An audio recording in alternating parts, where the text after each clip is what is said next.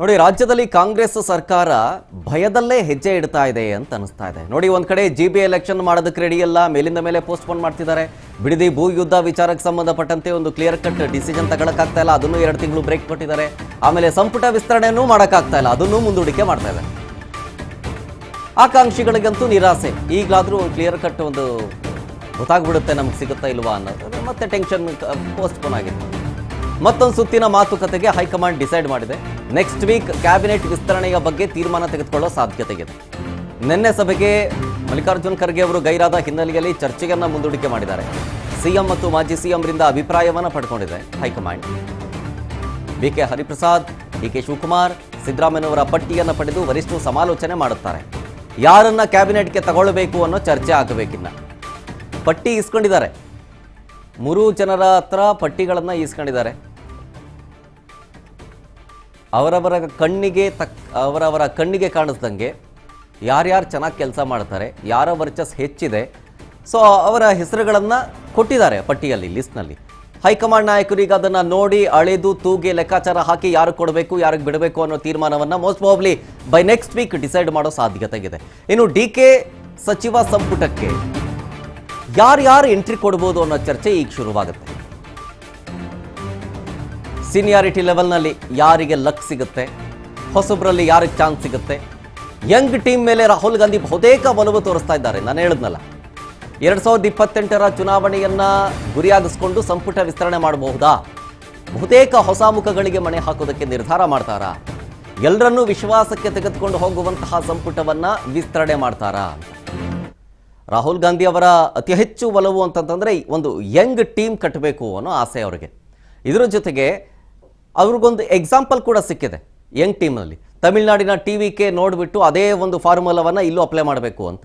ಹಾಗಾಗಿ ಏನಾಗುತ್ತೆ, ಯಾರ್ಯಾರಿಗೆ ಮಣೆ ಹಾಕ್ತಾರೆ, ಯಾರಿಗೆ ಕೋಕ್ ಕೊಡ್ತಾರೆ ಅಂತೇಳಿ ಡೀಟೇಲ್ಸ್ ಕೊಡ್ತಾರೆ ಇನ್ನಷ್ಟು ನಮ್ಮ ಪ್ರತಿನಿಧಿ ಬಸವರಾಜ್ ಫೋನ್ ಸಂಪರ್ಕದಲ್ಲಿ.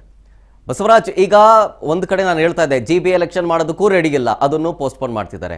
ಅದಾದಮೇಲೆ ಬಿಡದಿ ವಿಚಾರಕ್ಕೆ ಸಂಬಂಧಪಟ್ಟಂತೆ ಒಂದು ಕ್ಲಿಯರ್ ಕಟ್ ಡಿಸಿಷನ್ ತಗೊಳಕ್ಕಾಗ್ತಾ ಇಲ್ಲ, ಅದನ್ನು 2 ತಿಂಗಳ ತನಕ ಬ್ರೇಕ್ ಆಗಿದ್ದಾರೆ. ಮತ್ತೊಂದು ಕಡೆ ಸಂಪುಟ ವಿಸ್ತರಣೆ ಮಾಡೋದಕ್ಕೂ ಆಗ್ತಾ ಇಲ್ಲ, ಮೇಲಿಂದ ಮೇಲೆ ಇದು ಕೂಡ ಪೋಸ್ಟ್ಪೋನ್ ಆಗ್ತಾ ಇದೆ. ಈಗ ಇದು ಒಂದು ರೀತಿಯಾಗಿ ಅಡಕತ್ತರಿಗೆ ಸಿಗಾಕೊಂಡಂಗೆ ಅಂತನಾ, ಅಥವಾ ಏನಾದರೂ ಏನೋ ಬೇರೆ ಬೇರೆ ಕೆಲಸ ಇದೆ ಹಾಗಾಗಿ ಇದನ್ನು ನೆಕ್ಸ್ಟ್ ವೀಕ್ ಇಟ್ಕೊಳ್ಳೋಣ ಅಂತ ನೆಕ್ಸ್ಟ್ ವೀಕ್ ಫೈನಲ್ ಮಾಡ್ತಾರಾ ಹೇಗೆ, ಅಥವಾ ಅದನ್ನು ಪೋಸ್ಟ್ಪೋನ್ ಮಾಡ್ಬಿಡ್ತಾರಾ ಹಿಂಗೇನೆ ಅಂತ? ಒಂದು ಕಡೆ ಸಚಿವ ಸಂಪುಟ ಒಂದು ಪೂರ್ಣ ಪ್ರಮಾಣದಲ್ಲಿ ರಚನೆ ಮಾಡಬೇಕು ಅನ್ನುವಂತ ನಿಟ್ಟಿನಲ್ಲಿ ಬಹಳ ದೊಡ್ಡ ಮಟ್ಟದಲ್ಲಿಯೂ ಕೂಡ ಶಾಸಕರು, ಸಚಿವಾಕಾಂಕ್ಷಿಗಳು ಒತ್ತಡವನ್ನು ಕೂಡ ಹೇರ್ತಾ ಇದ್ರು.